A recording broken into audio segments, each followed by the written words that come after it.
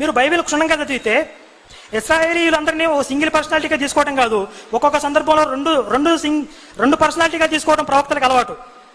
ఉదాహరణకి మీరు హోషేయ 2:3లో యెహోవా ఇశ్రాయేలుతో చెప్తున్నాడు, మీ తల్లి పోకిరి చూపు చూడకయు దాని స్తనములకు పురుషులను చేర్చుకొనకయు ఉండునట్లు మీరు ఆమెతో వాదించుడి. అంటే ఇక్కడ మీ స్తనములకు పురుషులను చేర్చుకున్నట్టు పోకిరి చూపులు చూడటం అంటే ఏంటంటే ఇతర దేవతలను ఆరాధించడం.